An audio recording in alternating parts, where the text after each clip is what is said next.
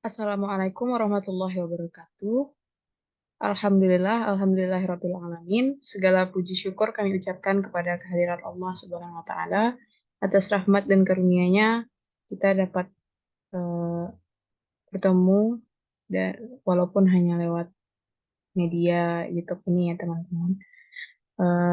Salawat dan salam juga tak lupa kita ucapkan kepada Nabi besar Muhammad Sallallahu Alaihi Wasallam. Eh, Pada kesempatan kali ini, saya akan mempresentasikan bagaimana proposal eh, perencanaan bisnis eh, yang saya rancang demi pemenuhan eh, mid project mata kuliah pengantar kewirausahaan. Sebelum saya mempresentasikan proposal saya, sebelumnya perkenalkan dulu, nama saya Nesya Mardatilah dengan NIM 22011329 dan dosen pengampu pada mata kuliah pengantar kewirausahaan ini adalah Ibu Leni Marlina SSMA yang sangat-sangat saya hormati.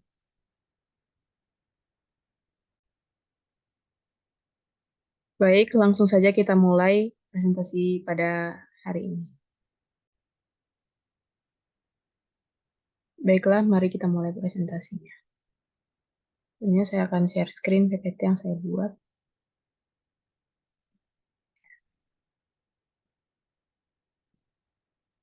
Nah, ini dia teman-teman, Existing Business Program Mahasiswa atau PMW yang saya rancang demi pemenuhan proposal ini dan terlaksananya kegiatan yang insya Allah akan ada kegiatan kewirausahaan ini ya teman. Berikutnya, saya memberi nama judul proposal ini dan judul usaha saya yaitu Bananas Crunchy Yummy, cemilan lokal dengan rasa bintang 5. Nah, ini dia rancangan bisnis yang akan saya bentuk dengan anggota saya dalam bentuk cemilan sehat dan lumayan kekinian. Nah, apa sih itu Bananas Crunchy Yummy? Jadi Banana Crunchy Yummy ini adalah cemilan yang terbuat dari bahan dasar pisang dengan pengolahan yang dengan bahan-bahan yang terjamin. Dan kenapa saya membuat Banana Crunchy Yummy ini sebagai bisnis plan saya, yaitu karena dengan semakin berkembangnya snack dan cemilan yang dijual di supermarket atau pasar membuat sebuah antusiasme masyarakat dalam dunia makanan atau cemilan yang mana menjadi awal dari tercetusnya ide usaha keripik pisang ini ya teman-teman. Nah, selanjutnya market share-nya itu saya ada konsumen potensial yaitu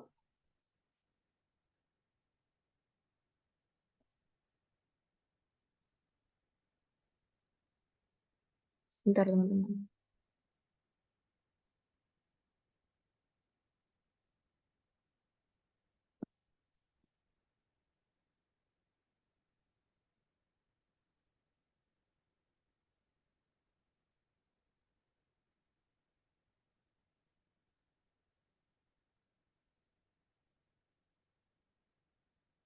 Nah, jadi pada market share ini maksudnya adalah bagaimana saya men-share pemasaran dan membagikan bagaimana pemasaran dalam produk saya ini. Nah, yang pertama itu yang perlu saya lihat adalah konsumen potensial. Permintaan keripik di wilayah kita terbilang cukup tinggi ya, teman-teman. Biasanya keripik pisang ini dikonsumsi oleh masyarakat sebagai cemilan. Nah, banyak masyarakat khususnya yang selalu mencari cemilan ini untuk dikonsumsi di rumah. Cemilan ini juga bisa dikonsumsi ketika bepergian keluar rumah untuk mengganjar rasa lapar atau ketika di perjalanan dan sebagainya. Terdapat beberapa sistem penjualan dan pembayaran terhadap produk yang dihasilkan diperjualbelikan oleh perusahaan antara lain seperti tunai, produk diserahkan kepada konsumen yang uang diterima oleh pemilik bisnis, dan ada juga yang non-tunai seperti Dana, GoPay, atau sistem online lainnya ya teman-teman. Nah, jadi pada harga produk yang saya bikin ini terbilang cukup terjangkau ya, karena eh, selain bahan dasarnya mudah didapatkan dan ini juga sangat banyak diminati ya teman-teman. Jadi saya akan membuat harga yang terjangkau dan sebagaimana semenarik mungkin agar konsumen saya eh, nyaman. Nah, selanjutnya itu ada potensi dan segmentasi pasar. Salah satu aspek pasar yang digunakan untuk menganalisis dalam rangka menilai kelayakan usaha di Padang atau di tempat saya ingin merencanakan bisnis ini, gagasan atau proyek yang direncanakan telah fleksibel untuk dikembangkan jika terlihat dari aspek teknis, manajemen, keuangan, dan lingkungan. Tapi jika produk yang dihasilkan tidak mempunyai pemasaran, tidak ada artinya usaha ini dikembangkan. Demikian pula terhadap suatu produk yang telah mempunyai pasaran yang baik di daerah tertentu, belum tentu baik apabila dikembangkan di daerah lainnya. Dalam menyusun suatu studi kelayakan bisnis, aspek pasar dan pemasaran harus benar-benar dipelajari, diteliti, dan dinilai tentang permintaan pasar, selera konsumen, tingkah laku konsumen, kemampuan konsumen, dan apa-apa saja yang terkait dengan tersebut. Nah, selanjutnya ada penawaran, media promosi, dan penetapan harga. Nah, penawaran adalah jumlah barang atau jasa yang ditawarkan produsen pada berbagai tingkatan harga pada suatu waktu tertentu. Nah, terdapat beberapa faktor yang mempengaruhi penawaran dari produk yang kami bikin ini. Antara lain ada harga produk tersebut, yaitu teknologi, harga input atau biaya produksi, dan faktor khusus, misalnya kemudahan akses. Penawaran unit usaha kami saat ini bisa dinyatakan normal dengan target margin laba yang efektif. Hal tersebut disebabkan karena harga jual dari produk kami termasuk kategori cukup terjangkau, sehingga dengan didikan segmen pasar yang sudah ada, kami optimis laba margin dapat tercapai dengan jumlah penawaran yang kami produksi. Nah, kalau untuk media promosi, strategi promosi yang dilakukan dengan menggunakan cara offline dan online. Promosi online offline dilakukan dengan cara membuka offline store atau kita akan mendirikan stand uh, untuk penjualan produk ini. Selanjutnya itu kalau kami promosi secara online, kami itu akan memasang iklan-iklan di berbagai sosial media seperti Instagram, TikTok, dan itu kami akan buat bagaimana eh, promosinya semenarik mungkin. Kita akan buat seperti video sinematik atau hal-hal yang akan menarik minat pembeli gitu, teman-teman. Promosi secara online melalui media digital marketing yang terintegrasi oleh e-commerce dan marketplace juga bisa kami taruh di sana. Nah, hal ini dirasa dapat membawa pengaruh besar terhadap promosi karena hampir semua orang di Indonesia bahkan di seluruh dunia eh, saat ini tuh pasti memiliki handphone dan media sosial. Untuk penetapan harga, dalam berbisnis strategi penetapan harga sangatlah diperlukan apalagi bagi pengusaha yang baru. Dalam dunia bisnis, penetapan harga akan dijadikan tantangan yang semakin meningkat untuk banyak pebisnis-pebisnis. Karena di deregulasi informasi dan pembeli, persaingan yang ketat, pertumbuhan pasar yang lambat, dan peluang pasar bisnis. Untuk meningkatkan posisi pasarnya, oleh karena itu harga yang sangat menentukan nasib dari bisnis kami ini berikut adalah daftar harga. Maksudnya kami akan merincikan daftar harga yang akan kami rencanakan dalam penjualan eh, banana crunchy dari produk kami ini. Nah, untuk harga itu ya seperti kami bilang di awal, harganya ini terjangkau dan eh, tidak ada yang membedakan karena terkait antara varian rasa satu sama lainnya. Itu tidak ada yang membedakan harga karena kami sama sama ratakan harganya semua. Selanjutnya, Nah, dalam strategi pemasaran ya. Strategi pemasarannya kami melakukan promosi lewat online maupun secara langsung, seperti tadi ya teman-teman. Selanjutnya, produksi barang dan jasa. Nah, dalam produksi barang dan jasa ini tentu kita melakukan proses produksi. Proses pembuatan pisang kriuk pada skala usaha mikro, kecil, dan menengah pada dasarnya sama. Dimulai dari pasokan bahan baku, mentah, dengan jenis pisang segar hingga produk jadi siap dikemas dan dipasarkan. Perbedaan yang sangat esensi terletak pada tahap pemberian rasa sehingga ada dua model proses produksi akibat penentuan perbedaan rasa. Mungkin terkait dengan produksi barang dan jasa, hanya itu saja teman-teman. Nah, dalam proposal rancangan bisnis saya ini, saya menganalisis persaingan dan resiko yang akan kami kami tangani dalam rancangan bisnis ini. Yaitu yang pertama ada strength pada analisis SWOT makanan keripik pisang atau pisang kriuk, banana crunchy. Nah, secara garis besar, makanan keripik pisang memiliki beberapa keunggulan apabila dijadikan komoditi usaha. Seperti analisis strength pada SWOT keripik pisang ini, yang pertama ada bahan baku pembuatan makanan keripik pisang cenderung murah. Bahan baku pembuatan pisang kriuk, banana crunchy yummy ini mudah dicari juga teman-teman.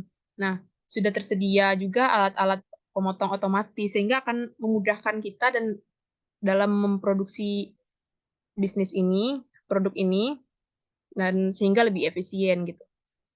Proses masak cepat hingga kuantitas produk besar. Jadi makanan yang akan kita produksi itu eh, akan banyak kita produksi karena proses masaknya cepat gitu. Nah, selanjutnya makanan ini tahan lama juga, bahkan tanpa menggunakan pengawet. Karena ini kami goreng dan kami kami hasilkan dengan tanpa pengawet juga gitu. Jadi ini tuh aman untuk intensitas yang cukup lama. Nah, selain itu pisang crunchy ini mudah dibuat dengan berbagai varian rasa. Jadi kita akan menaruh beberapa topping atau rasa sebagaimana minatnya para pembeli gitu. Kita akan menyediakan banyak rasa. Nah, selain itu, eh, banana crunchy ini atau keripik pisang ini sering dikonsumsi masyarakat sehingga lebih mudah diterima. Nah, dan juga masih terdapat sedikit kandungan gizi kendati dan yang sudah digoreng. Gitu, teman-teman. Nah, selanjutnya ada analisis weakness pada analisis SWOT juga. Nah, kendati memiliki beberapa kekuatan atau keunggulan, keripik pisang juga memiliki kelemahan pada menjadi sebuah produk makanan. Berikut contoh analisis weakness yang saya analisis gitu. Di sini tuh ada proses penghilangan getah pisang membutuhkan waktu lama. Jadi ketika kami merencanakan produk ini, kami sudah memikirkan bagaimana weakness yang akan terjadi gitu. Seperti proses penghilangan getah ini cukup lama. Maka dari itu sebelum kami memproduksi pisang ini, kami sudah mencucinya akan mencucinya dari waktu yang cukup lama ya, dari hari-hari sebelumnya. Kami akan mencuci dan menghilangkan dulu getahnya, merendamnya dulu semalaman. Nah, selanjutnya, keripik pisang merupakan makanan yang mudah hancur saat didistribusikan. Jadi, karena ini adalah banana crunchy yang yang karena karena dia crunchy, jadi eh, bisa jadi saja akan mudah hancur saat didistribusikan gitu. Nah, maka dari itu kami berencana akan em, menyediakan packaging yang aman dan se semenarik mungkin agar terjaga dari hancurnya pisang crunchy ini. Nah, selanjutnya itu pemasaran yang kami rencanakan ini tuh belum dapat menembus toko maupun swalayan gitu. Jadi kami akan menjualnya secara online dan mendirikan di toko kami atau di stand kami sendiri, gitu. Pemasaran dan juga pengemasan keripik pisang yang kami rencanakan ini masih sederhana dan serta kurang inovasi gitu. Maka dari itu kami juga akan berencana seperti tadi ya. Selanjutnya, peminatan keripik pisang masih sangat sedikit. Itu karena apa ya? Mungkin karena sudah banyak dari orang-orang yang membuat usaha ini, jadi ada juga orang yang bosan gitu. Karena peminatnya ini mungkin karena wah ini tuh sudah terlalu mainstream gitu ya. Seperti itu ya teman-teman. Nah, selanjutnya itu ada opportunity. Mhm. Menimbang beberapa kelebihan serta menimbang beberapa kelebihan serta kelemahan keripik pisang atau bananas crunchy. Nah, makanan tersebut memiliki peluang bisnis karena beberapa alasan, gitu. Pertama, menghemat alokasi modal karena rendahnya biaya produksi. Usaha terbilang fleksibel karena dapat dijual serta mandiri maupun melalui warung. Termasuk dalam UMKM yang diperhatikan oleh pemerintah setempat gitu. Nah, itu ya teman-teman. Selanjutnya ada threads juga. Threads ini apabila ternyata usaha makanan keripik pisang dijalankan, maka ada beberapa ancaman yang patut diwaspadai, seperti munculnya pesaing baru, munculnya keripik eh, usaha yang lain dengan bahan baku yang sama juga, dan kemungkinan kenaikan harga bahan baku juga akan naik dalam momen tertentu gitu.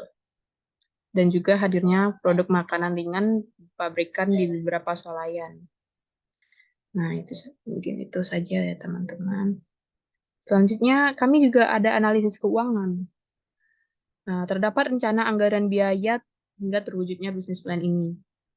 Nah, kita merancang beberapa biaya sebagai modal awal dan bagaimana uh, setelah modal awal itu kita akan lanjut lagi di mana? Di di berapa saja yang terjual dan berapa saja untung yang kita dapatkan gitu. Nah, terima kasih kita sudah sampai di penghujung nih teman-teman.